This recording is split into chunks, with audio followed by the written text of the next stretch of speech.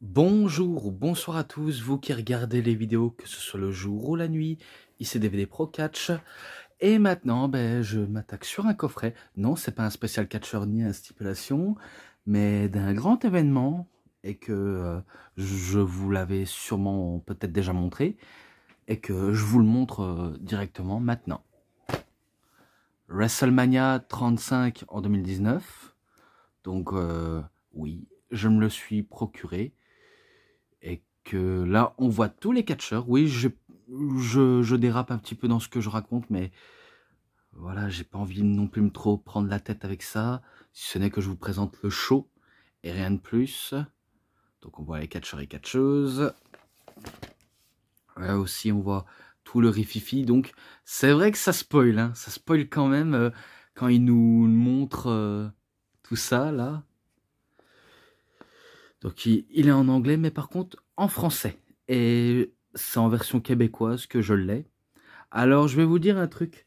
C'est vrai que la langue québécoise, je vais pas trop, on va dire, dire que ouais, c'est mauvais, c'est minable, tout ça. En fait, j'ai tellement du mal à écouter en québécois. Alors certes, ils disent des trucs qui peuvent être sérieux, mais c'est pas non plus trop sérieux vu comment ils nous font quand même un peu marrer. Raymond Rougeau et, si je crois bien, attendez, Jean Brassard, parce que j'ai cru que c'était Georges. Eh ben non, c'était Jean. Donc j'ai pas réussi à trouver en version française de WrestleMania, vu comment il n'existe pas de version française, mais français québécois. Voilà. Au moins, ce qui est dit est dit. Il dure 8h21. Voilà, son petit fourreau. Eh oui, Becky to Belt, là qui a remporté les 2 titres, dans le premier main event féminin à WrestleMania. C'est pas de rien, là. Là, on voit toutes les photos. RKO sur AJ Styles, Pedigree sur Batista, le You Can See Me suivi d'un 5 Knuckle Shuffle sur Elias. Daniel Bryan et Rowan, Finn Balor, Roman Reigns, Drew McIntyre, l'entrée d'AJ Styles.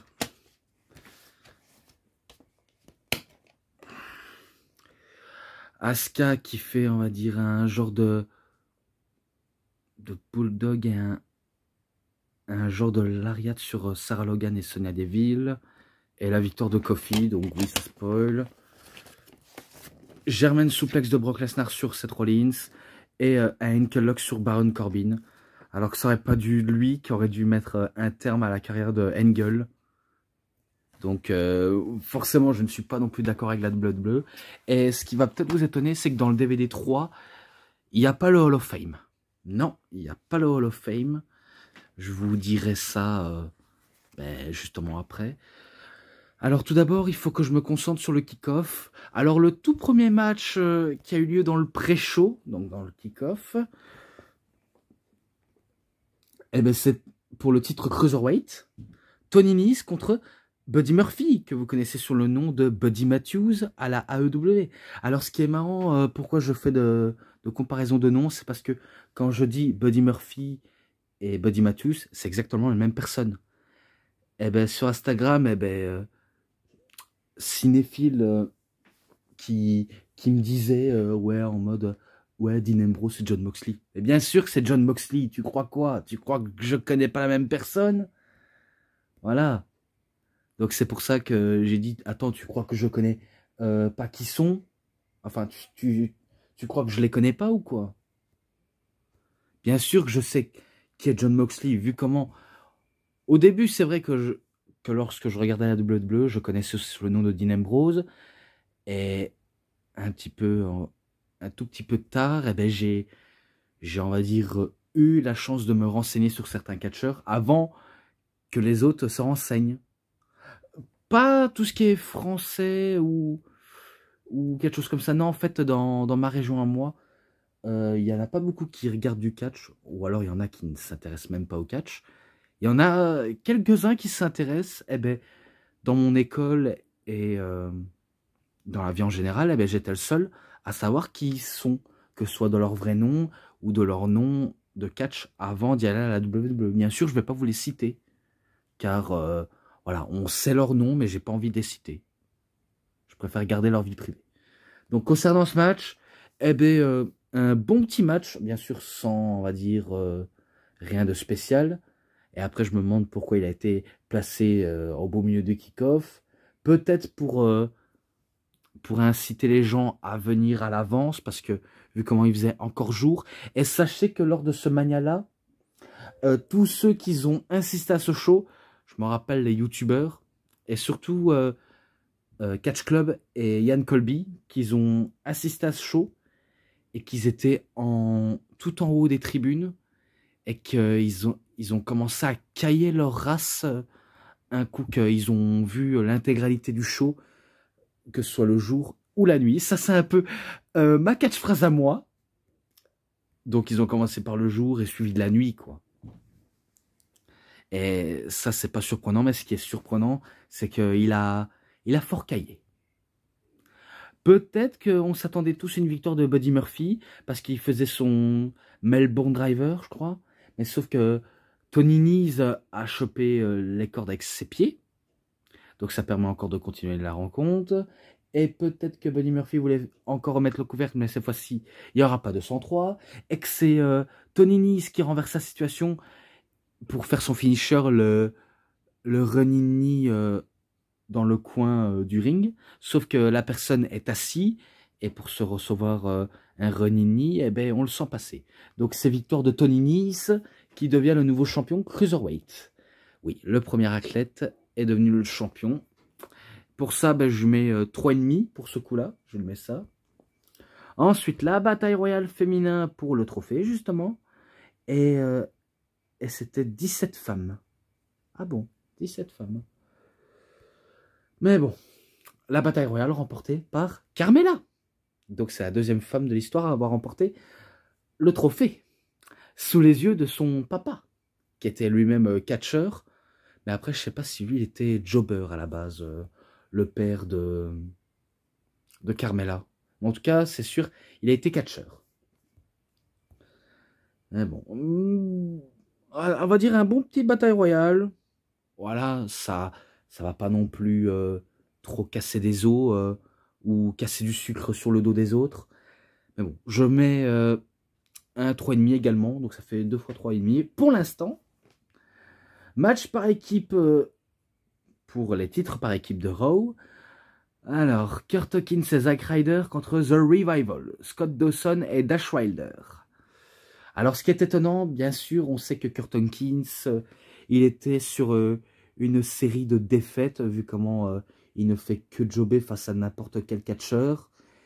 Et que c'est vrai qu'en voyant le type, on ne le voit pas non plus une grande réussite devant lui.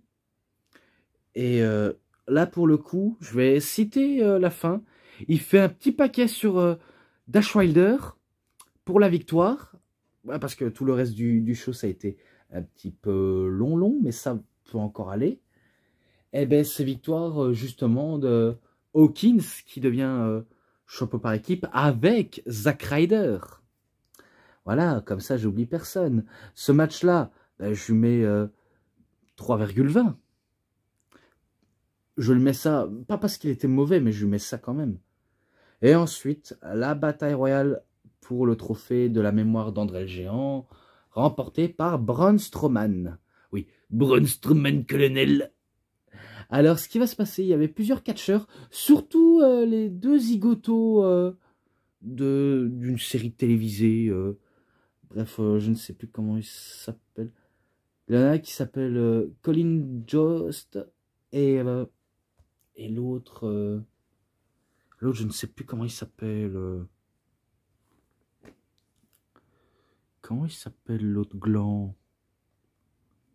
Ouais, je dis l'autre gland parce que je me rappelle plus de son nom, l'autre. Comment ça s'appelle? Putain, merde. Bref, on va dire, on s'en fout. Voilà, on s'en fout. Voilà, on s'en fout. De toute façon, ils se font éliminer par Braun Strowman. Et c'est justement ce dernier qui remporte le trophée. Donc ce match-là, ben, pareil, 3,20. Pas forcément trouvé très intéressant sous ce coup-là. Et maintenant, ben, la carte principale. Donc ça commence avec Yolanda Adams qui chante American of the Beautiful. Et là, l'intro du Showcase of Immortalities. Enfin, Immortals. Le show des immortels. Et ça ouvre le show avec Alexa Bliss en tant que guest host, ou alors en tant que co-guest host, et qu'elle fait accueillir Hulk Hogan, je pense, et que c'est là où Hulk Hogan, ben, il fait son speech. Je crois qu'il y a eu quelques sifflets par rapport à Hogan, ou alors des applaudissements. Bref, ça se joue entre les huées et les applaudissements, vu comment on connaît le passé de Hulkster. Je vais pas faire de résumé là-dessus, vous le savez très bien. Et qu'après, la musique relance et Hulk Hogan fait sa pose plastique aux côtés d'Alexa Bliss, donc elle fait aussi des poses plastiques. Et c'est là où Paul Heyman arrive pour faire une promo en disant que le match va vite débuter pour mon client, car il a un avion à prendre pour partir jusqu'à chez lui, ouais, parce qu'il compte pas y rester. Et que ce genre de personne, ben, c'était entre autres lui. Entre autres lui, bien sûr, c'est Lesnar en lui-même, pardon. Donc, il demande à démarrer le match directement. Et que moi, je pensais que pour le titre universel, ça serait entre... allez, si on peut faire de rififi, vous voyez, entre le titre WWE, ça aurait pu être à la place de ça, ou alors entre ça, on va dire ça comme ça, même si je sais que c'est le premier match que j'ai cité, mais si on retire ça, eh ben on ajoute ça, quoi, sous la carte. Parce que là, je peux pas comment le décrire. Hein. Eh ben, Lesnar arrive en premier, déterminé, et c'est là où Seth Rollins fait son entrée avec son intro de Beast Slayer. Alors, la première fois que j'ai entendu ça, eh ben, ça venait de la bouche de Dean Ambrose qui avait dit à Seth Rollins qu'il devait trancher la tête de la bête. Et une semaine ou 2 semaines après, eh ben, on fait le t-shirt Beast Slayer, l'air de dire je vais trancher la bête de manière officiellement. Ça, je trouve qu'ils auraient pas dû sortir avant. Je pense qu'ils auraient pu faire comme avec Triple H, le sortir après l'avoir battu. Parce que là, c'était tellement mal amené et c'était tellement prévisible. Et d'ailleurs, le match débute. Bien sûr, un coup que ça commence à attaquer, ben, l'arbitre sonne la cloche. Et Brock Lesnar va faire joujou avec Seth Rollins. Et pendant toute la rencontre, c'est Brock Lesnar qui domine le match. Hein. Même en faisant un F5 à l'extérieur. Et ouais, en faisant que ça. Et si je me rappelle bien, je crois que lorsqu'il voulait faire un F5 une nouvelle fois, Brock Lesnar, je crois que Seth Rollins bouscule Lesnar envers l'arbitre et ça incite l'arbitre à sortir jusqu'à ce qu'il fait un low blow, oui, un coup dans les parties intimes. Et il fait son premier, deuxième, troisième curb tombe. Et attendez, parce que ça c'est scandaleux, c'est honteux, oui, c'est honteux, pour la victoire. 3 curb tombes, hein. Vous avez bien compris, 3 curb tombes pour venir à bout de la bête. Sérieusement. Je trouve ça tellement pas crédible. Vraiment, je trouve ça pas crédible du tout. Parce que pour moi, il en faut 10 pour en venir à bout de Brock Lesnar, mais 3, sérieusement, 3. Après, on est content que Seth Rollins a remporté le titre universel, mais il aurait pu le remporter autrement. Un match un petit peu plus long. Parce que là, 3 curbstones, excusez-moi, c'est pas crédible. Hein. Après, on va faire sous prétexte, Brock Lesnar voulait directement partir. Et voilà, etc., etc. Mais allez, ce match-là, je lui mets 3,50. Parce qu'on va dire c'est un peu le grand scoop de l'opener, même si c'est pas l'un des meilleurs matchs d'opener de l'histoire. Je vais pas vous le mentir. Et on démarre avec un autre match, AJ Styles contre Randy Orton. Oui, l'affrontement des générations qui suivent. Et que ce qui va se passer dans le match, certes, quand on regarde à la télé ou quand vous avez le DVD, eh ben, les deux nous font une très bonne prestation. Ceux qui sont au premier rang le voient très près, mais par contre ceux qui sont dans les seconds rangs ou dans les tribunes n'ont pas vu une traite de show. Et pourquoi? Parce que il y a eu les spotlights jaunes, donc les projecteurs jaunes, qui ont aveuglé la moitié du public. Et du coup, c'est-à-dire que la moitié du public n'a pas su suivre le match. Tout ça parce que la régie a oublié de éteindre les projecteurs jaunes. Et en plus, le public, il chante ça. Hein. Éteignez cette projecteur jaune parce qu'ils ne voient pas le bout du match. Donc nous, à la télé, on le voit très bien. Ceux au premier rang, on le voit très très bien. Mais ceux qui voient dans les tribunes, eh bien, ils n'ont pas vu une traite de show. Que ce soit dans le grand écran de l'arène ou sous le ring, ils n'ont rien vu d'une traite. Et je ne suis pas en train de vous inventer une histoire, c'est exactement vrai. Et à un premier temps, quand les projecteurs jaunes s'est éteints, eh bien, il y a eu yes, yes, yes, yes. Et quand ils ont activé, ils se fait non. Et après, quand c'est désactivé, yes, yes, yes. Donc, en gros, le déroulement du match a été gâché à cause de ça, au final. Oh là là. Je suis sûr que les deux catcheurs se sont dit, mais quelle honte. Hein. Il a fallu qu'ils ont mis les projecteurs pour gâcher la moitié de la vue aux spectateurs. Hein. Même, je suis sûr qu'ils ont tous les deux été dégoûtés. Hein. Bon, après, il y a eu un RKO de la part de Randy Orton sur AJ Styles. Mais bien sûr, c'est compte de 2.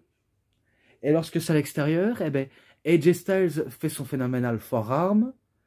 Et après, il le fait dans le ring. Alors que, si je crois bien, Randy Orton voulait faire son RKO, mais cette fois-ci, il n'y aura pas de deuxième RKO, mais il y aura un deuxième phénoménal forearm. Et c'est AJ Styles qui vient à bout de Randy Orton. Donc, sous ce coup-là, ben, ce match-là, je lui mets 3,50 également. Ça fait 2 fois 3,50. Pas parce qu'il était mauvais, hein, c'est parce que le match était bon, mais aussi sinon la moitié des spectateurs, oh là là, ils n'ont pas vécu le grand instant sous le ring. Quel dommage hein, qu'ils ont fait n'importe quoi, la régie de la WWE. Bref, c'est n'importe quoi. Ensuite, ben, on a l'entrée de Lacey Evans qui a fait son petite entrée. Elle vient, elle s'en va. Bref, merci, au revoir. Ça a été inutile. Et on passe directement pour les titres par équipe de SmackDown. Donc les Usos font leur entrée, The Bar également, Rusev et Nakamura, Ricochet et Aleister Black.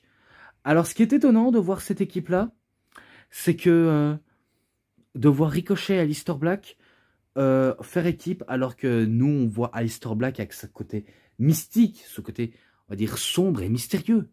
Ricochet, bien sûr, c'est quelqu'un qui joue d'un super-héros qui adore faire des ricochets et qu'un coup qu'on envoie la balle ben, tout en haut, eh ben, il revient. Donc c'est un peu ça le Ricochet. Excusez-moi. Et que pour le souvenir du match, bien sûr c'était pour les titres, mais aucun des équipes a remporté le match, si ce n'est que c'est les Usos qui remportent la confrontation et qui conservent leur titre. Attendez, hein. Faut que je vois pour en être sûr. Oui, ils conservent leur ceinture. Et bien ce match-là, allez, je le mets 3,60. Pour ce coup-là, je mets ça. Ensuite, l'intronisation, enfin, les introduits du Hall of Fame. Alors, je me rappelle qu'il y avait 3 catcheurs qui sont double Hall of Famer.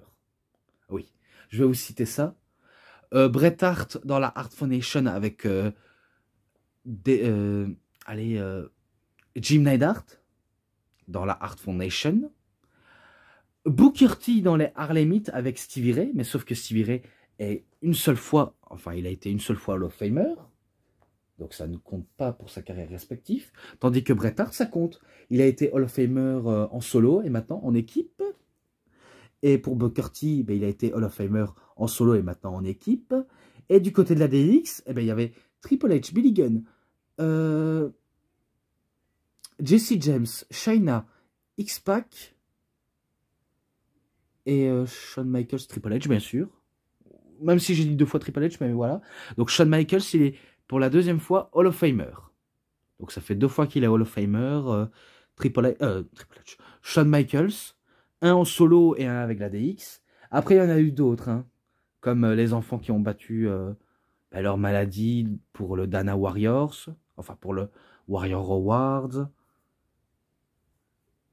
Oh, je me rappelle plus. Je me rappelle avoir vu il y a quelques jours, mais j'ai plus le nom en tête. Putain de merde.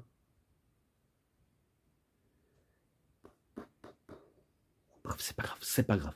Ce n'est pas grave. Et qu'on passe directement au match suivant. Un Falls Count Anywhere match, Shane McMahon contre le Miz.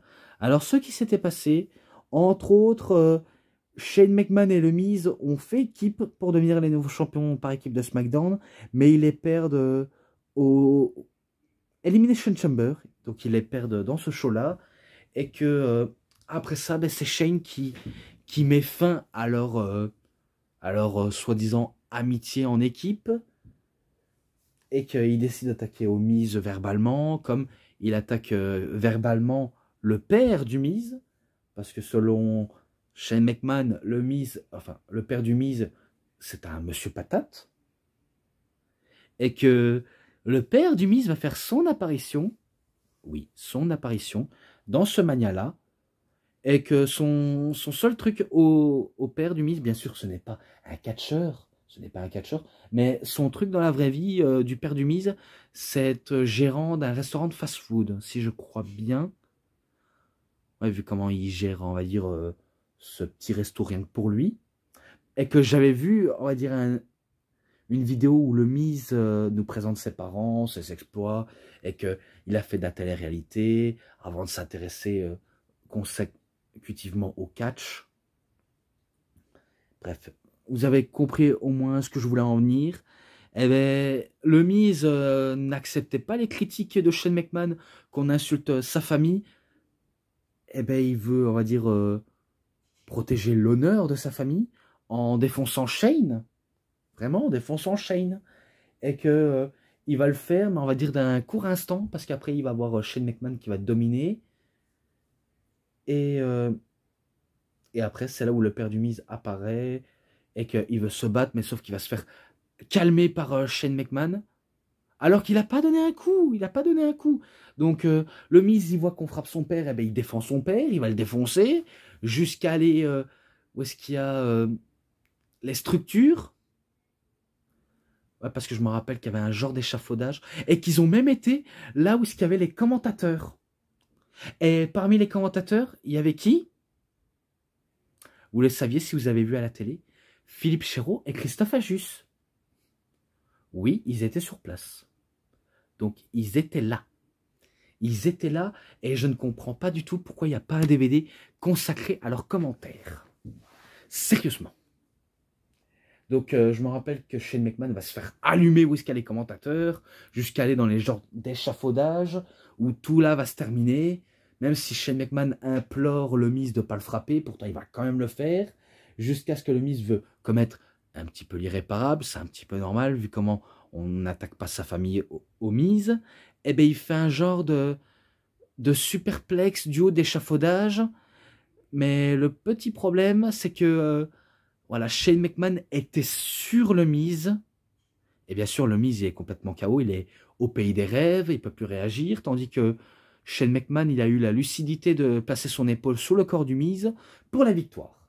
Donc, c'est victoire de Shane McMahon. Et ce match-là, ben, 3,60. Également, je mets ça. Et je passe encore à la suite maintenant. Encore un match à 4 pour les titres féminins par équipe, bien sûr. Donc les Iconics contre Sasha Banks et Bayley, contre Natalya et Beth Phoenix, contre Natalya et Tamina Snuka. Alors je vais passer court. Hein. On sait que les premiers championnes par équipe féminin, ce sont Sasha Banks et Bayley, alors que les deux, ils étaient presque en dissension. Et quand ils ont remporté les titres, eh ben, ils deviennent de bonnes potes, hein, de très bonnes potes, mais qui vont pas le détenir pendant très très longtemps. Donc je me rappelle, ça s'envoyait des finishers sur finisher, prise de risque après prise de risque. Et pourtant à la fin, c'est les Iconics qui viennent à bout de 3 équipes. Donc Peyton Royce et Billy Kay. Et Peyton Royce, je sais de son vrai nom, Cassie Lee. Et Billy Kay, Jessica McKay, je crois. De son vrai nom. Et en plus, c'est aussi leur nom de catcheuse. Hein, donc soit à la fois vrai ou faux, mais en tout cas, c'est réellement leur nom. Donc, c'est elles qui deviennent championnes par équipe. Voilà, ben, je vais pas dire une très bonne équipe de passage, vu comment on sait que les Iconics, ce sont des personnages, certes, de jolies meufs, mais carrément relous. Totalement relous de chez relous. Hein. Et en plus, on se demande pas s'ils sont, on va dire, ensemble pour de vrai. Bien sûr, on sait qu'elles ne sont pas LGBT, on sait bien qu'ils ne sont pas, on va dire, Gwyn, on va dire ça comme ça. On va dire, elles jouent le côté Gwyn, mais on va dire pour le spectacle. Alors qu'en vrai, ce sont des bonnes amies. Ce match-là, 3,20, je lui mets ça. Et là, oui, pour le titre de la WWE, l'ère de la Coffee Mania. Quelle masterclass. Kofi Kingston contre le nouveau Daniel Bryan. Vu comment c'est un Daniel Bryan écolo, qui a modifié le titre, bien sûr en mode écolo, à la place du titre noir avec des reflets dorés ou alors des plaquettes dorées avec des petits diamants. Donc il a modifié pour le côté bio. Et bien là, on savait que c'était l'instant de Kofi et que toutes les personnes dans les vestiaires voulaient voir ce match en disant « Espérons que Kofi va remporter le match. Espérons que Kofi va remporter le match. » D'ailleurs, on était comme ça. Hein. Et comment ça s'est arrivé pour Kofi Kingston? Alors en fait, lorsqu'il avait battu Daniel Bryan lors d'un épisode de SmackDown, il n'y avait pas le titre en jeu. C'était un genre de gauntlet match pour participer dans Elimination Chamber, je crois. Il élimine Daniel Bryan. Après, il élimine Randy Orton, je crois. Et que par la suite, il élimine Samoa Joe. Jusqu'à ce que ça se termine par AJ Styles. Mais sauf que Styles, en voyant que Kofi est affaibli, il décide de mettre fin à cette rencontre. Voilà, donc voilà d'où c'est venu l'ère de la Coffee Mania. Parce que vu comment Kofi Kingston, il montre son côté résistant et que le public est à 200% derrière lui. Et lorsqu'il a voulu tenter de récupérer le titre à Elimination Chamber, tout le monde était derrière lui. Et il a fallu que Bryan coupe les rêves de Kingston, une fois de plus. Et après, encore un nouveau gauntlet match. Encore un tout nouveau gauntlet match où Kofi Kingston, il va rester jusqu'au bout, il va battre tout le monde jusqu'au bout, jusqu'à Daniel Bryan, bien sûr, encore une fois, qui le démolit.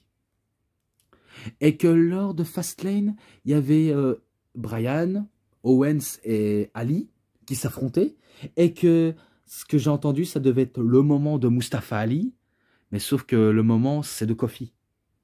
Donc dommage pour Mustafa, mais c'est Kofi Kingston. Voilà, c'était Kofi Kingston et personne d'autre. Et que lorsque le New Day a remporté le match par équipe, ou si il remporte le match, eh bien Kofi Kingston sera ajouté à WrestleMania pour affronter Daniel Bryan, et c'est ce qui va arriver. Bien sûr, sur le thème de New Day, bien sûr, sur le thème New Day. Et quelle belle surprise, c'est que ses enfants et sa femme étaient présents dans le public pour Kofi. Et d'ailleurs, il n'était pas tout seul, Kofi. La famille de Kofi, la famille de n'importe quel catcheur, car il y avait aussi l'Undertaker. Oui, qui n'était pas en tant que catcheur, mais en tant que fan, même si on sait que c'est un catcheur, on sait qu'il catch toujours pour la WWE, mais cette fois-ci, il avait décidé de ne pas se mettre dans la carte, voilà, on va dire Un show sans l'Undertaker, ça fait pas de mal. Mais l'Undertaker, il apparaît dans ce show. Enfin, il apparaît pas dans ce show parce qu'il n'y a pas son nom inscrit, mais il est dans le show en tant que fan. Voilà, en train d'observer tous les catcheurs en train de bosser. Bref, oui, bref. Donc, c'était le moment de Kofi Kingston et il y avait, on va dire, une énorme furie avec des near falls. Tout le monde chantait Kofi, Kofi, Kofi. Tandis qu'il n'y a aucun chant pour Daniel Bryan, vu comment c'est un méchant, c'est un heel, donc il ne mérite pas avoir tous les honneurs de la foule. Et que, voilà, le tarif est clair. On veut voir Kofi remporter le match. Je me rappelle, ça se jouait, hein, que ce soit The Bell Lock, que ce soit les Drampel et Paradise. Bref, c'était un match 100% au finish. Même quand Bryan piétinait Kofi Kingston, il le piétine, mais Kofi ne lâche pas l'affaire. Il se défend pas trop mal et il piétine à son tour Bryan. Et que lorsqu'il sent que Daniel Bryan s'affaiblit, parce que là je vais plutôt passer à la fin, hein, eh ben, un seul moment, on sait bien qu'il va, on va dire, tirer sur la gâchette pour, on va dire, commettre un kill. Donc, il est prêt à tuer et à viser la cible pour son ultime Drampel et Paradise. Et c'est victoire de Kofi Kingston. Oui, le match a été tout aussi excellent. Et quand je dis excellent, c'est excellent. Donc Kofi Kingston, il devient le nouveau champion de la WWE.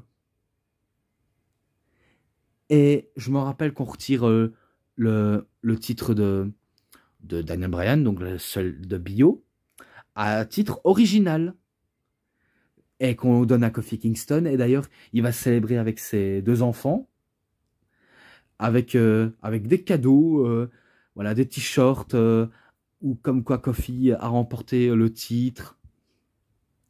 Bref, c'est une très très belle célébration pour le New Day. Et d'ailleurs, c'est le seul dans le New Day à avoir remporté le titre de la WWE, même si on sait qu'il y a Big E. Maintenant, attends de voir dans le futur si Xavier Woods il va remporter le titre.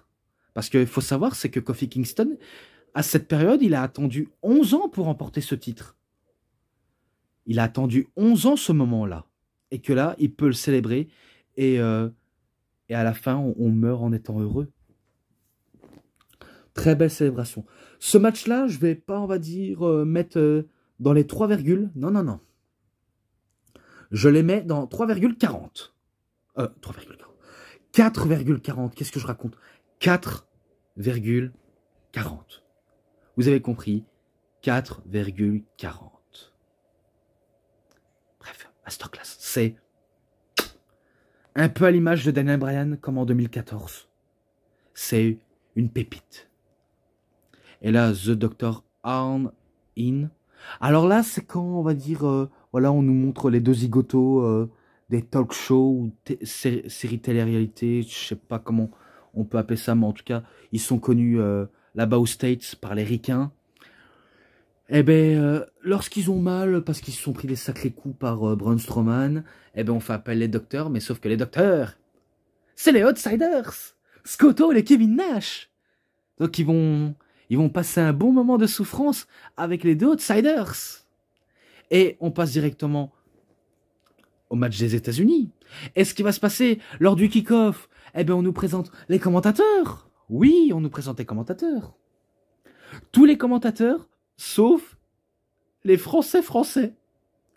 Et on se demande, mais pourquoi ils n'ont pas montré eux? Est-ce qu'ils étaient sous contrat ou plus sous contrat? Parce que, alors qu'ils commentaient le show sur AB1 et AB Explore, tu les cites même pas, c'est honteux. C'est honteux. Enfin, après, ça, vous allez peut-être dire, ouais, c'est un peu normal, c'est un peu des cons. Oui, on sait qu'ils sont cons, mais des cons sympathiques. On va appeler ça comme ça. Donc, Rey Mysterio, il fait son entrée en premier. Après, il y a Samoa Joe. Et là, je vais vous dire, le match a été très court. Je me rappelle, ça débutait directement avec un Tornado DDT. Rey Mysterio était prêt pour son 619, mais Samoa Joe ne va pas se laisser, on va dire, battre par un 619. et un West Coast Pop. Et si je crois bien, lors d'un Body Scissors, eh ben, Samoa Joe, il fait directement son coquina clutch. Et là, j'ai rendu compte pourquoi l'arbitre, il lève le bras, enfin, il lève, on va dire, le bras, mais qu'il arrête très vite le match. Normalement, c'est, on va dire, on lève le bras. 1, 2, 3, en levant 3 fois le bras. Et bien là, je comprends pas pourquoi ils ne font plus ça. Peut-être parce que c'est trop long. Mais bon, il faut se la jouer traditionnelle. Eh ben non. Eh ben match très court entre Samoa Joe et Rey Mysterio. Et pour le coup, je lui mets 3,5 pour ce coup-là. Je passe au DVD 2, bien sûr. Et là, on va dire un match d'émotion. Pour celui qui venait de faire son retour et qu'il a battu sa maladie. Espérons que c'était sa vraie maladie, parce que au sujet de Roman Reigns, je l'avais peut-être pas dit, dans le DVD de Survivor Series, mais entre autres, il avait lâché le titre universel Roman Reigns parce qu'il avait la leucémie. Et, et je me rappelle, c'était un choc.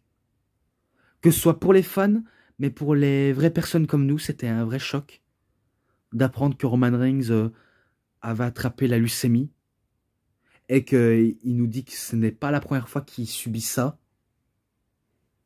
Donc bien sûr, à la place du huer Roman Reigns, eh ben, t'as le moral à zéro. Tu ne sais pas si tu dois le huer ou l'encourager. Mais en tout cas, souhaiter la mort d'un catcheur, on ne souhaite à personne. En aucun cas, on ne souhaite à personne. C'est comme à n'importe quel être humain, on ne souhaite ça à personne. Et après, on sait ce qui s'est passé.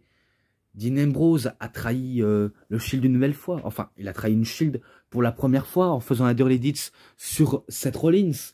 Mais sauf qu'au final, leur rivalité entre Seth Rollins et Dean Ambrose, c'était une rivalité très fade. Elle, oui, je vous dis, très très fade. Car on savait que Dean Ambrose était très très très très frustré de son booking. Et qui était frustré d'être là, il ne voulait plus travailler pour la WWE, et pourtant, il donne du sien malgré tout. Mais à chaque fois, on lui donnait des propositions de merde. Et ça, en tant que fan, je vais vous dire ça, vous voyez ça d'un autre œil, quand vous voyez des scènements comme ça, et ça, moi, je le savais dès le début, que Dean Ambrose, il y a quelque chose qui clochait. En gros, il ne voulait plus travailler pour la WWE tellement qu'il trouvait que le produit était pourri. Et j'étais un petit peu d'accord. C'est vrai que le produit n'est pas très bon. Le produit est totalement éclaté au sol. Je vous le dis d'office sans langue de bois. C'était éclaté au sol. Et que même lui, il savait que cette rivalité va le mener à pas grand-chose. Certes, remporter le titre intercontinental, mais tu vas faire quoi avec? Tu vas pas donner du prestige, car tu le fais perdre face à Lashley. Donc c'est pour ça où le passage de Ambrose était un échec, parce que selon Ambrose, eh ben, la WWE, eh ben, était en train de l'enterrer. Et ça se voyait, bien sûr, la WWE ne voulait pas le dire. Pourquoi? Parce qu'il nous cache des secrets. Et du coup, son envie de partir, on comprenait. Et c'est pour ça qu'il est mieux du côté de chez AEW. Et oui, je sais que c'est Jon Moxley. D'ailleurs, c'est pas du côté d'AEW que j'ai appris que c'était Jon Moxley. Hein. C'est bien avant, depuis la CZW. Oui, il faut pas jouer, on va dire, aux grands connaisseurs que moi. Car moi aussi, je sais qui c'est. Je ne suis pas con. Voilà, je tacle ce qui me met en question.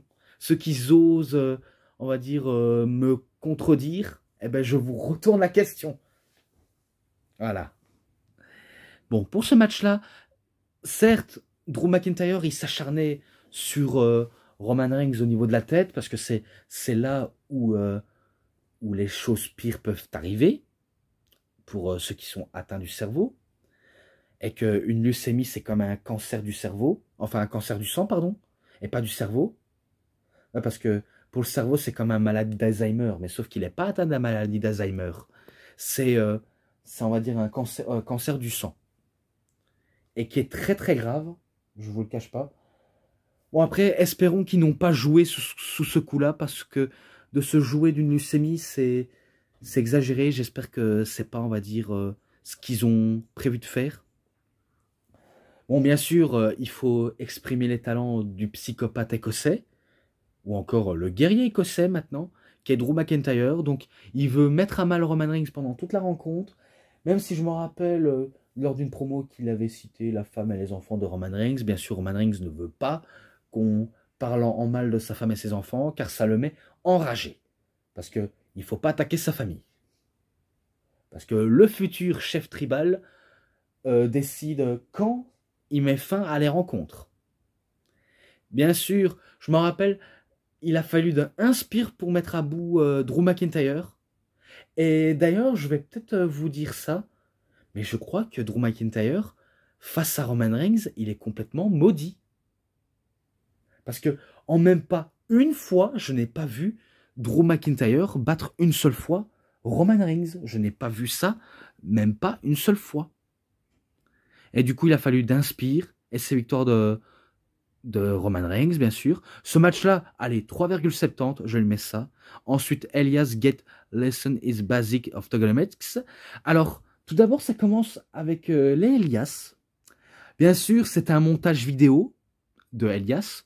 Parce qu'en fait, si vous voyez qu'ils sont deux à l'écran, on connaît la magie on va dire, entre autres, du cinéma catchesque, on va dire ça comme ça.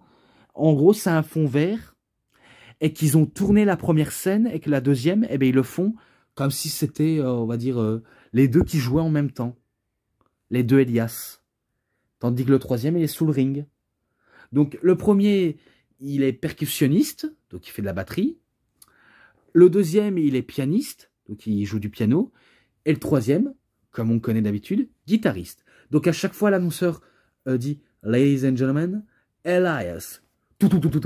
Donc ça fait des coups de percussion de batterie, ou encore quand il nous fait une leçon de batterie, eh ben, il nous fait une leçon de batterie des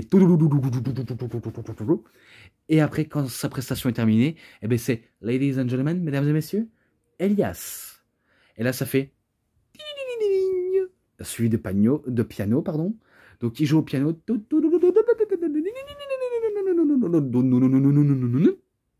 En truc comme ça. Et après, un suivi d'un troisième Ladies and Gentlemen Elias, et ben c'est un slow de guitare.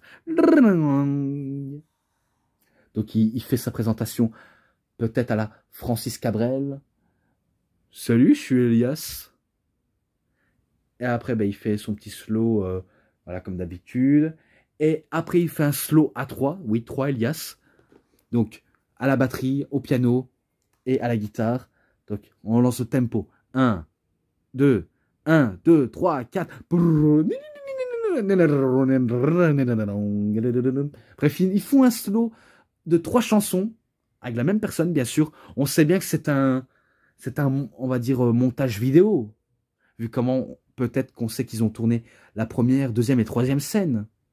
Donc, il faut que ça matche ensemble. Il faut que ça matche pour qu'ils ont le bon tempo. Et à la fin, le Elias dans le ring, eh ben, il dit « C'est bon, merci, je vous remercie. Voilà. Félicitez mes 3 Elias, ils ont été très professionnels. » Et après, il dit qu'il a qu'une seule question pour nous ce soir. « Qui est prêt à marcher avec Elias ?» Et qu'après, il nous fait ces fameux mots. Parce que je dis WWE veut dire « Walk with Elias », qui veut dire « marcher avec Elias ». J'ai dit la WWE veut dire « marcher avec Elias ». Et qu'après, il nous fait ces fameux speeches en disant « Éteignez vos téléphones, ne parlez pas pendant ma présentation et fermez ma gueule !» Donc, il fait son tempo de musique. Et c'est là où des images subliminales apparaissent, de baseball, bien sûr. Et que lorsqu'on nous montre les images de baseball, eh ben, il s'agissait de Docteur de la Rime, John Cena. Donc, on le voit là, en mode World Life. Et que là, ce n'est pas le John Cena version PG, c'est un John Cena façon Kaira. Voilà, version rappeur. Et que je me rappelle qu'il va clasher Elias. Oui, c'est un peu le clash entre deux artistes qui se rencontrent. L'un, on va dire, est un chanteur de groupe de rock, on va dire ça comme ça, et l'autre un rappeur. Eh ben, quelle rencontre inattendue. Donc bien sûr, on sait que John Cena il clash en faisant des freestyles, et que si je crois bien, il citait Elias de Shih Tzu, donc en gros un petit chien qui joue de la guitare avec sa tête sur le chien. Bref, c'est un montage photo, bref, qui est prévisible, mais qui nous lâche un petit sourire. Et que il dit en lâchant un paquet de noisettes sur Elias en disant que toi, tu me vaux que des noisettes. Et qu'il dit, ce sera pas un hey, aujourd'hui, mais pour toi, ce sera un FU. Donc un fuck you. Et qu'il va faire son You Can See Me Five Knuckle Shuffle. FU, clic-clac l'affaire dans le sac. Voilà. Et après, l'artiste quitte la scène. Donc John Cena, il a fini sa présentation. Voilà. C'était un moment sympathique.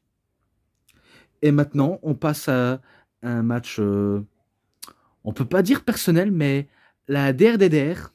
Voilà. Le dernier chapitre final entre deux mastodontes. Si Triple H y perd, eh ben, il prendrait sa retraite pour la compétition dans le ring. Et si Batista perd, eh ben, il sera, on va dire, même pas obligé de catcher dans les autres WrestleMania. Alors, d'où c'est venu cette rivalité? Et en ce moment, ça fait plein de matchs pour ce WrestleMania-là.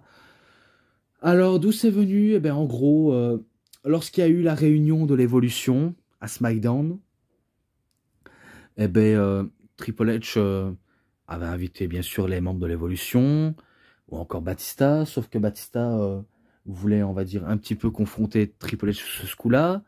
Et lorsqu'il y a eu l'anniversaire de Ric Flair, lors d'un épisode de Raw où tous les légendes étaient là, eh ben Batista attaque Ric Flair, et qu'il lui dit à l'image, Hey Hunter, j'ai eu ton attention maintenant. Hein? Donc en gros, il a fait ça pour attirer l'attention de Triple H, pour qu'il le force à affronter. Et c'est pour ça qu'il va dire, donne-moi ce que je veux, tu vas me donner ce que je veux, tu vas me donner ce que je veux. Donc quand il n'a pas ce qu'il veut, il veut tout de suite. Et là, Triple H le remet en question en disant, combien de fois t'as pas démissionné à la WWE? La première fois que t'as démissionné, c'est quand t'as compris que on va dire, allez, en plus je l'ai le Best of Raw 2010 où il est sur une chaise roulante, il commence à se plaindre en disant sans moi la WWE ne sert à rien sans moi et qui décide d'abandonner et vous allez vite le regretter, vous allez dire ah ouais tu nous manques, voilà tu nous manques Batista. Donc en gros il a réalisé qu'il pouvait plus battre John Cena et la première fois qu'il a démissionné, enfin la deuxième fois qu'il a démissionné c'était en 2014 lorsqu'il est venu faire une dernière association avec l'Évolution. Voilà. Donc ça fait 2 fois qu'il a démissionné et que Triple H dit tu vas encore démissionner, ça se voit des kilomètres. Et c'est là où Batista était avec son entourage, bien sûr. Le type, il est plein aux as, c'est normal parce que c'est un acteur de film d'action, que ce soit même de chez Marvel en tant que dans Les Gardiens de la Galaxie. Oui, j'ai les films des Gardiens de la Galaxie, je sais de quoi je parle. Ou encore de nombreux films où il a joué, Batista. Eh ben, il a eu ce qu'il voulait, et en échange, eh ben, il veut que Triple H met sa carrière en jeu, tout simplement. Donc c'est là où il met en jeu. En premier, c'est Batista qui fait son entrée, en limousine, avec son entourage. Et c'est tout con, hein, c'est tout con. Même moi, je devrais même pas rire à ce moment-là. Mais en rentrant sous le ring, Batista se pète la gueule. Attendez, parce que là, mon chien ne fait qu'aboyer. Je vais un petit peu couper. Voilà, comme ça, je vais être tranquille. Donc oui, je reviens à ça. Donc oui, Batista s'est pété la gueule pour notre plaisir. Jusqu'à ce qu'il va encore à l'extérieur, où il va voir... on pensait qu'il allait voir Shawn Michaels, mais sauf que Shawn Michaels ne veut pas avoir d'histoire. Mais en fait, c'est un acteur avec qui il a joué un film. Je crois que c'était en Inde ou quelque chose comme ça. Je m'en rappelle plus, mais je sais bien que...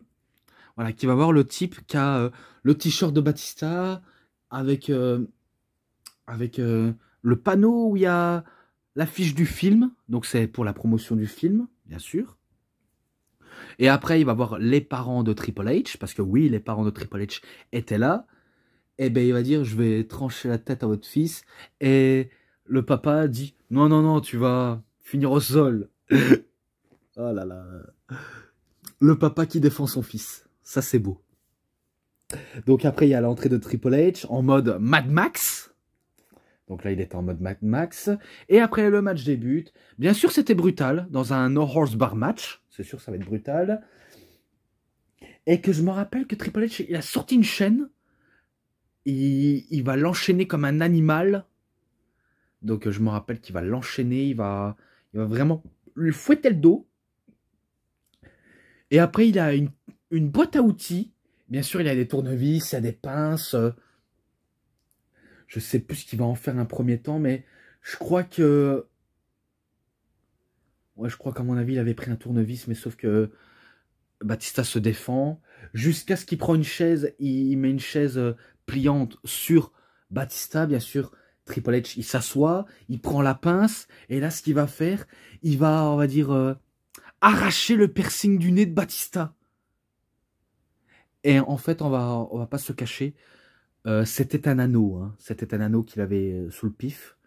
Mais sauf que Batista, il a retiré en douce, je crois, l'anneau pour le mettre sous le ring. Et l'arbitre, si je crois bien, il ramasse et il donne à Triple H, je pense. Et Triple H, il montre à la caméra comme quoi c'est bien son piercing qui se l'est retrouvé dans le nez, bien sûr. Ouais, parce qu'on sait que Batista, il adore les tatouages, mais aussi les piercings. Oui, on le sait. Bon, après, le match était quand même très long, hein. Je ne vais pas vous le mentir, il était très très long. Et à la fin, il y avait Ric Flair qui est venu, voilà, pour soutenir son ami de toujours, Triple H. Il y en a qui diront Batista, bien sûr, c'est toujours l'ami à Batista, mais c'est Triple H qui est plus venu. Et que selon, on va dire Batista, parce que oui, on va pas se cacher, Batista, il a pas tort d'un côté comme d'une autre. C'est vrai que Triple H n'a jamais battu Batista de sa vie, ou de sa carrière. Et que là, je crois que Batista, il a trop été distrait, trop enthousiaste à l'idée de sous-estimer Triple H. Donc c'est là où, si je crois bien, Triple H il donne un coup de sledgehammer sur Batista pour en terminer avec un pedigree. Donc c'est victoire de Triple H. Donc c'est la première fois qu'il bat Batista. Et ce match-là, je lui mets un 4,5. Je lui mets un 4,5. Pour ce coup-là, je lui mets ça. Malgré qu'il était long, mais c'est pas non plus l'un des plus mauvais, je ne vais pas vous le mentir. Eh bien, je lui mets ça. Et entre Roman Reigns et Drew McIntyre, je ne sais pas si je l'ai dit, mais je lui mets un 3,70 si je ne l'ai pas dit. Je le dis si je ne l'ai pas dit, parce que quand je dis quelque chose, je ne me rappelle plus forcément. Donc, excusez-moi. Ensuite, Get Your Damn Shirts, pardon. Donc, en gros, la retraite de Kurt Angle. Oui, ce match-là. On avait vu John Cena en mode Basic Ergonomics. Ça aurait pu être John Cena à la place de Baron Corbin. Parce que certes, Baron Corbin est un heel, mais il n'a pas, on va dire, le côté spécial. C'est un mec comme d'un autre.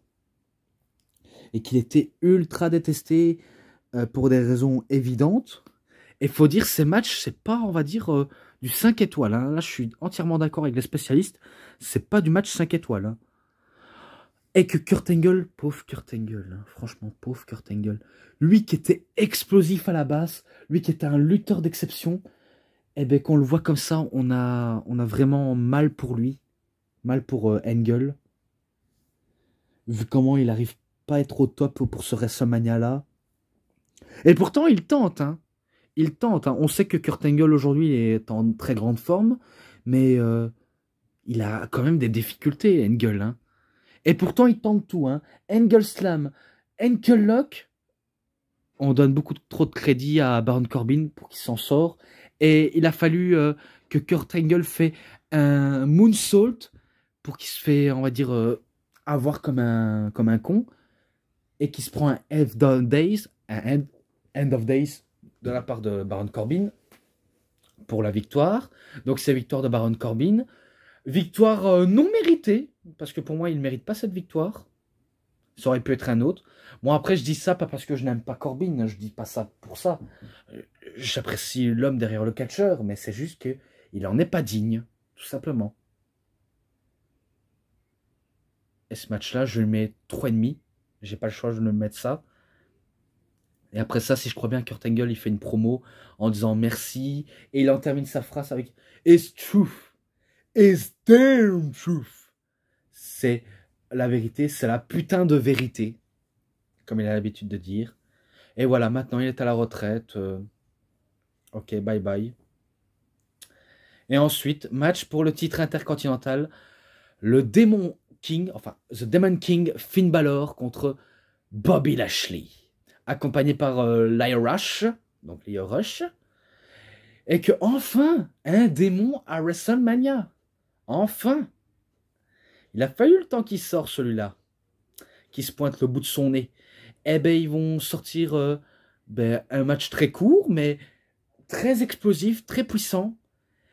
Et la seule question, est-ce que Finn Balor peut battre ce cyborg qui est Bobby Lashley? Est-ce qu'il peut le battre? Parce que le démon n'a toujours pas été défait, à part à la NXT, mais sinon, dans le roster principal, il avait toujours pas été défait.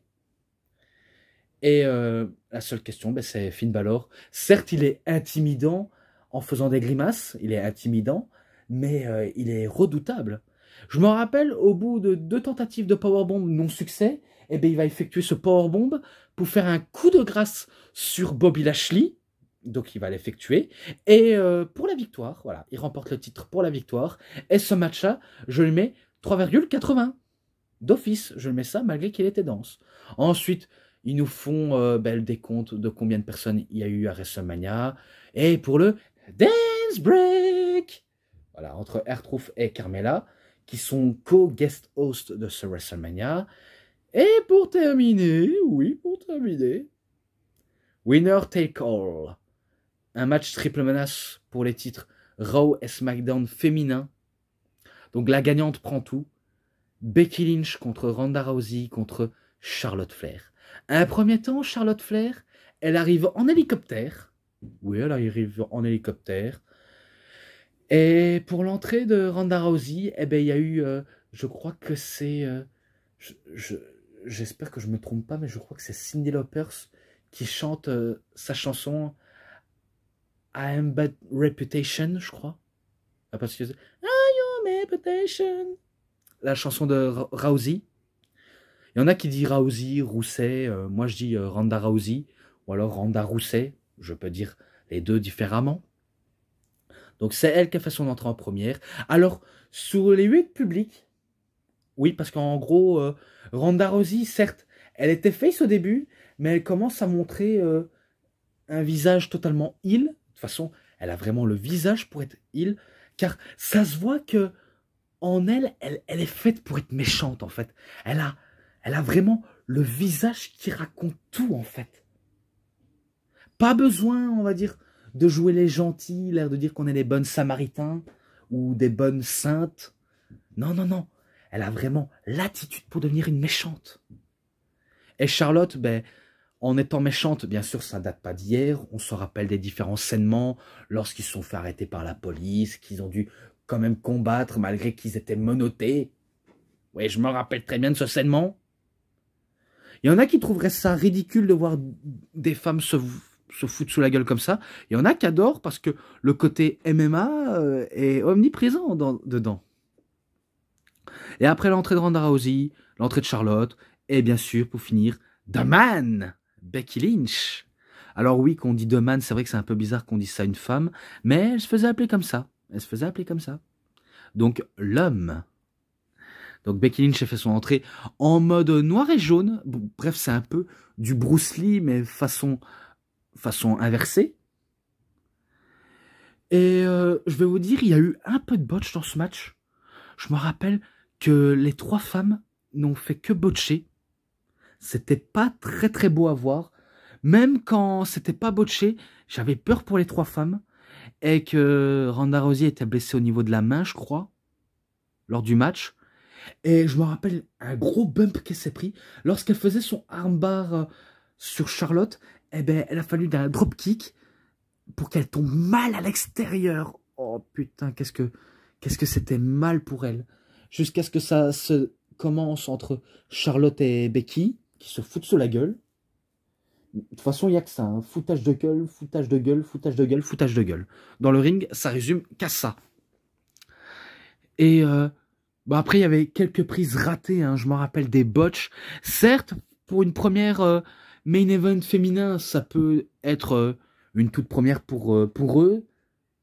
Mais on va pas se cacher, il y avait des botches. Hein. Et c'était pas non plus très très joli sur le ring. Hein.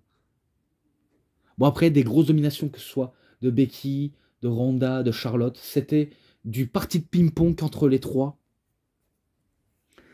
Bon après, on met KO Charlotte. On met KO Charlotte parce que Charlotte en a énormément subi. Et d'ailleurs, elle s'en est ramassé des coups de kendo. Je me rappelle des coups de kendo qu'elle s'en a ramassé. Même Ronda s'en est ramassé des sacrés coups de kendo. Parce qu'il y a eu des kendo, des coups de chaise, des tables. Bref, ils n'ont pas sorti les escaliers ni les échelles. Mais ils ont sorti que ça. Et lorsque Ronda avait le dessus sur Becky Lynch pour faire son Piper Spit, eh ben, elle enchaîne directement. Mais sauf que Becky retourne la situation pour un crucifix. Au moment où elle effectue le tombé, où l'arbitre effectue le tombé, eh ben en fait, l'arbitre a compté 1, mais sauf que Ronda Rousey a levé l'épaule. A levé l'épaule. On le voit. Ça, c'est un gros butch. Hein. Et du coup, l'arbitre aurait pu recommencer en faisant 1, 2 et 3.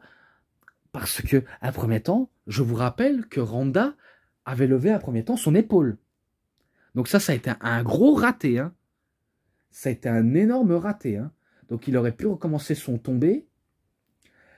Et bien sûr, vous connaissez peut-être l'histoire. Cet arbitre en question a été licencié pour aller pour son manque d'objectivité.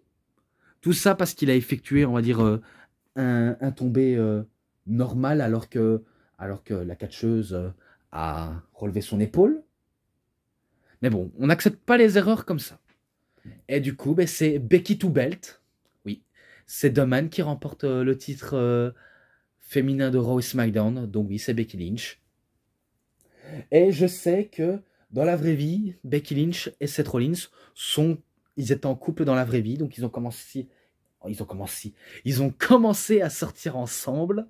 Et après, on connaît l'histoire. Lors de 2020, Seth Rollins a foutu en cloque Becky Lynch. Et du coup, ben, cette dernière doit, on va dire, se retirer, vu comment elle savait qu'elle allait accoucher. Et en même temps, ils allaient se marier, Becky et Seth. Et du coup, ils accueillent leur premier enfant, qui est... C'est vrai que le nom est tellement bizarre, mais Roux. Alors, Roux, je ne sais pas si c'est pour Robin, ou alors Ruby, je sais pas quoi. Il y a d'autres significations, mais non, c'est que Roux. Tandis que Ronda Rousey, elle avait décidé de s'absenter pendant presque 1 an ou 2 ans et demi. 2 ans et demi, on va dire ça comme ça. Un premier temps, elle voulait aussi fonder une famille, mais sauf que, voilà, Becky Lynch, elle est passée sous le nez pour faire en premier. Et qu'elle ne s'est pas fait attendre pour revenir très rapidement, Becky. Tandis que Ronda, elle a fait son retour en 2022. Son grand retour, en tout cas. Et qu'elle aussi, elle va accueillir son tout premier enfant. Je crois que c'est un garçon. Ouais, il me semble que c'est un garçon. Je peux pas vous le dire le nom, vu comment on connaît un peu le nom de Becky et Seth. Mais bon, leur vie privée ne me regarde pas. Je vous garantis, leur vie privée, qui les garde pour eux, je ne peux pas me mouiller à ça. Et pour ce match féminin du main event, alors certes, il y avait des botches, on va pas se le cacher. Mais pour une première, on va dire, c'est un peu grandiose. Et pour ça, je le mets un 4. Pour ce coup-là, je le mets un 4. Voilà. C'est la première fois que je mets un 4 pour les femmes. Voilà, c'est la première fois. Sachez que c'est la toute première fois. Et que malgré que ça a eu que des botches, en même temps, la pression qu'ils ont quand ils sont à WrestleMania, et ça, je comprends. Pourtant, pour Charlotte et Becky, c'est pas leur première, mais c'est plutôt pour Ronda. Hein. C'est vrai qu'elle est très, très nerveuse. Hein. Elle est comme une boule de nerfs qui est prête à se lâcher. Hein. Donc c'est peut-être pour ça qu'ils ont un peu botché tout la rencontre du match. Mais bon, voilà, j'en reste sur ma fin. Et maintenant, le dernier pour la fin, vous croyez que c'était terminé? Non, ce n'est pas terminé. Donc ça, c'était tout ce que j'ai cité. Oui, l'épisode de Raw. Il y a un épisode de Raw à la place du Hall of Fame. Voilà, donc le 8 avril 2019, Winner Take All. Alors si je crois bien, c'est là où Seth Rollins fait son entrée en premier pour faire une promo et qui dit qu'il a tranché la tête de la bête. Et c'est là où Kofi Kingston arrive aussi avec le New Day et qu'ils avaient pour idée en tête s'affronter, mais mettre leurs deux titres en jeu, donc le titre de Kofi Kingston et le titre de Seth Rollins en jeu, et le gagnant prend tout. Donc après le lendemain de WrestleMania, ils étaient pressés de devenir les seuls et uniques champions. Donc c'est incroyable. Hein. En gros, les deux hommes, ils veulent perdre. Il y a un des deux qui va perdre son titre. Hein. On était comme ça. On se dit, quoi, mais ils sont fous. Vous êtes fous de mettre votre titre en jeu directement alors que vous avez sorti un match à WrestleMania de manière différemment. Mais bon, je passe. Ensuite, la revanche de WrestleMania. Kurt Hawkins et Zack Ryder contre les Revival pour les titres. Alors oui, cette fois-ci, ils ont fait mieux qu'à WrestleMania. Oui, je le sais. Ça a été un peu plus long. Et que le Revival voulait remporter le match. Ça, c'est sur le match. C'est sur... est certain. Mais c'est toujours Hawkins et Ryder qui viennent à bout de The Revival. Et pour ce match-là, je lui mets 3,40. Ensuite, Baron Corbin, il célèbre sa victoire à WrestleMania, ouais, en disant « J'ai mis à la retraite Kurt Angle, je suis fier de moi, voilà, je suis fier de moi, c'est moi le nouveau prince de la WWE, je suis l'enfant chéri préféré de la WWE, version corporate. » Bref, on s'en bat les couilles. Je passe. Bayley contre Alexa Bliss. Alors, match très court également, mais qu'à la fin, c'est... Je sais pas qui remporte le match, mais à mon avis, je pense que c'est peut-être Alexa ou Bayley, je pense, qui remporte le match. J'en suis pas sûr, mais... Allez, on va dire victoire de Bayley, avec un Bayley to Bayley. Et ce match-là, ben, 3,20 d'office. Ensuite, Doman qui fait sa promo, donc Becky Lynch qui a fait sa promo avec les deux titres. Comme quoi, elle est la seule femme à avoir remporté les deux en même temps lors du même show. Et c'est vrai que c'est la seule à avoir réalisé cet exploit. Car après, il n'y aura plus aucune autre qui a fait ce genre d'exploit. Bon, après, il y en a qui ont remporté les deux titres de manière séparément. Comme Alexa Bliss, elle a remporté le titre de manière séparément. Bayley également. Et après, un peu plus tard, Sasha Banks. Charlotte également l'a fait. Un peu plus tard aussi, Ronda Rousey. Et d'autres catcheuses. Voilà. D'autres catcheuses de passage, et qu'après elle se fait interrompre par la lady, la pertinente belle du Sud, qui est Lacey Evans. Donc elle est en mode grande femme bien branchée, et qu'elle arrive avant de partir. Bref, elle faisait que ça, venir et repartir. Et là, elle restait pour faire face à Becky. Donc oui, Becky Balboa, elle veut se faire Becky Balboa. L'équivalent de Rocky Balboa. Et je me rappelle qu'elle lâche une sacrée droite à Becky Lynch, qu'elle appelle la Women's Right. Bref, en gros, c'est un coup de poing. Un coup de poing au finish. Un peu à la manière du Big Show avec un KO punch. Donc après, il y a une petite bagarre. Ouais, certes, c'est une bagarre. C'est que de la bagarre. C'est que de la bagarre. Bref, je fais mon con, parce que c'est que bagarre. Hein. Et tout le reste du show se résume avec bagarre. Bref, merde. J'arrête ce scènement. Ensuite, un scènement en coulisses avec Seth Rollins. When Kofi Kingston to breathe is a game. Donc, je crois que ça parle là où les deux vont mettre en jeu leur titre et que l'un des deux va se faire présumé champion de la WWE, universel de la WWE. Voilà. Et qu'on sait qu'un seul homme a réussi cet exploit un peu plus tard, qui est Roman Reigns, le chef tribal en personne. Voilà, c'est le seul à pouvoir faire cet exploit. Mais bon, je passe. Ricochet et Aleister Black contre Bobby Roode et Chad Gable. Donc la team Glorieux. Eh ben, sacré bon match entre les deux équipes. Ouais, sacré bon match. J'en attendais pas plus que ça, si ce n'est que ces victoires, je crois, de Ricochet et Aleister Black. Je sais pas si c'était une victoire par un 630 degrés ou un Black Mass dans la figure. L'un des deux, mais en tout cas, c'est victoire de Aleister Black et de Ricochet. Et ce match-là, 3,50. Je le mets d'office. Ensuite, No One Will Interrupt Alliance. Donc, personne ne doit interrompre Elias ce soir. Enfin, Elias Tonight. Donc, bref, si jamais quelqu'un l'interrompt, eh ben, voilà, vous allez subir sa terreur de colère. Je passe. Ensuite, ben, le dernier match de Dean Ambrose à la WWE. En fait, il n'y a pas eu de match, en fait. Il n'y a pas eu de match. Bon, après, je le mets quand même 3,10. Hein. Je le mets quand même 3,10. Mais en gros, Dean Ambrose attendait Bobby Lashley. Voilà, il l'attendait.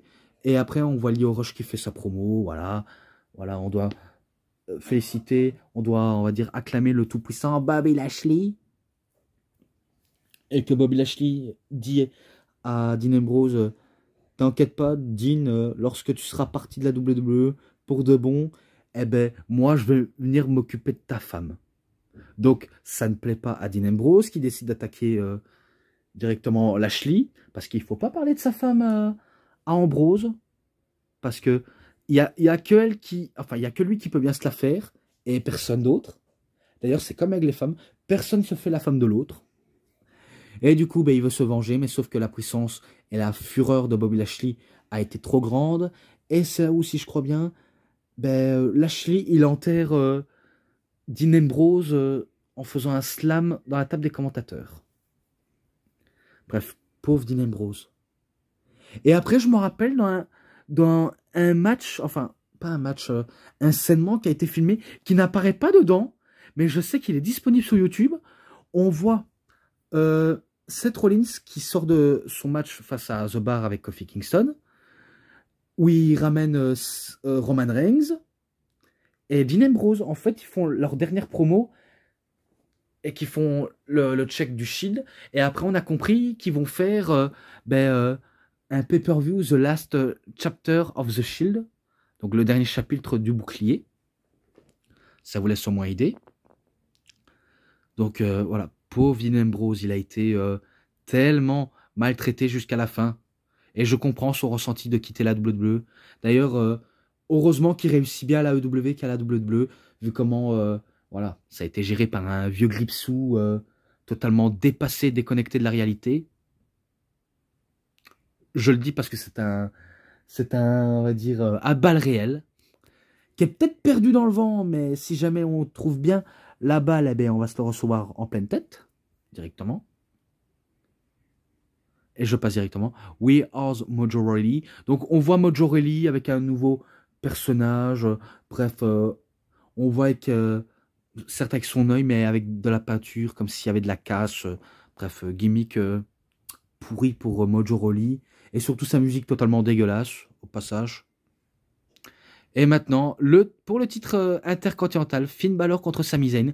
Oui, Sami Zayn faisait entre autres son retour, vu comment il a tellement manqué aux fans. Et pourtant, ce qui va se passer, il va se faire battre par Finn Balor. Même s'il enchaînait des bons spots, hein, des très bons spots. Mais il se fait, on va dire, calmer par Finn Balor qui fait ce double saut chassé où est-ce qu'il y a le coin. Et son coup de grâce, directement. Donc, c'est victoire de Finn Balor. Ce match-là, 3,40. Je mets ça tout de suite. Ensuite, Dana Brooke is ready to seize the moment. Elle est prête à saisir son moment. Eh bien, pourtant, je vais passer directement. Elias White, the next person who interrupt him as a dead man. Alors, si jamais quelqu'un l'interrompt pendant son concert, eh bien, voilà, on risquerait de subir la fureur de Elias, mais sauf que on va voir s'il va s'en sortir face à la fureur du Deadman, qui est l'Undertaker.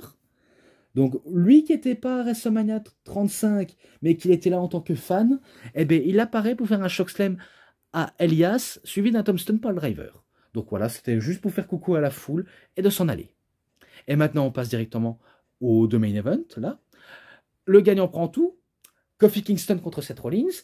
Tout d'abord, ça commence normalement, entre les deux hommes qui catchent. Normalement, bien sûr. Donc, des enchaînements. Qui va lâcher le premier? C'est la bonne question. Qui va lâcher le premier? Eh bien, personne d'autre, vu comment le bar intervient pour gâcher le match de Kofi Kingston et de Seth Rollins. Bon, alors, bon match, mais décevant. Donc, ce match-là, je mets 3,50 sous ce coup-là. Et après, ben, on prend la décision de faire le match par équipe. Donc, Kofi Kingston, il fait équipe avec Seth Rollins contre le bar, donc Cesaro et Sheamus. Vous les connaissez très bien. Et c'est là où ils vont se venger. Voilà, le bar, il veut se mesurer à deux grands champions, parce que oui, on va pas se le mentir, ce sont deux grands champions. Et ce qui va se passer, ben, il y a eu un Trample and Blood Eyes et aussi un Stomp. Voilà, au passage. Et c'est victoire de Kofi et Seth Rollins directement. Et ce match-là, je le mets, allez, pour un bouquet final, pour glorifier ce show de Raw et de ce WrestleMania, un 3,60. D'office, je mets ça. Et moi, j'achève directement parce que ça fait déjà 1 heure et quelques. Enfin, vous voyez le décompte, hein, mais moi, je préfère directement achever ça. Bon, un WrestleMania que j'ai un peu adoré, malgré, on va dire, les décisions stupides qu'il y a eu. On va pas se mentir. Mais bon. Donc, je vais vite clarifier ça pour, voilà, pour terminer, parce que voilà, je suis comme ça, moi. Vous le sentez pas, mais moi, je suis un peu comme ça. Donc, les matchs, les bonus, les segments promo, les interviews et l'ensemble, je lui mets un 4,60. Pour ce coup-là, je lui mets un 4,60. Voilà, j'espère que vous êtes très bien contents. Voilà. Et que demain, je vais sortir le dernier, et non le moindre, Survivor Series 2019. Oui. Donc pour ça, vous serez présents, j'espère bien. Parce que, certes, je n'ai pas beaucoup de commentaires, mais je vois qu'il y a quelques vues. Et ces temps-ci, je fais de moins en moins de vues. Où est-ce que vous êtes? Est-ce que vous me soutenez? Est-ce que vous ne me soutenez pas? J'ai besoin de votre aide. J'ai besoin de votre soutien. Parce que oui, sans vous, ben, je ne pourrais pas continuer. Et sachez que demain, ce sera, entre autres, le dernier vidéo. Et après ça, je pourrai enfin me reposer. Vous pourrez me laisser tranquille. Bref, je dis ça à part, hein, mais c'est juste pour vous tenir au courant, comme quoi c'est le dernier. Et j'ai plus d'autres DVD à vous présenter, vu comment j'ai tout cité. J'ai tout fait sur la chaîne. Vraiment tout fait. Mais bon. Donc, c'est tout pour cette review. C'était DVD Pro Catch. J'espère que cette review vous aura énormément bien plu. Et si vous avez aimé cette vidéo, vous savez ce qu'il vous reste à faire. Likez la vidéo, commentez, partagez, abonnez-vous à ma chaîne et cliquez sur la petite cloche pour avoir plus de notifications et des prochaines vidéos. Et moi, je vous dis bonne journée, bonne soirée à tous. Au revoir tout le monde pour une prochaine vidéo. A plus, à tous les fans de catch. Allez, bye bye tout le monde.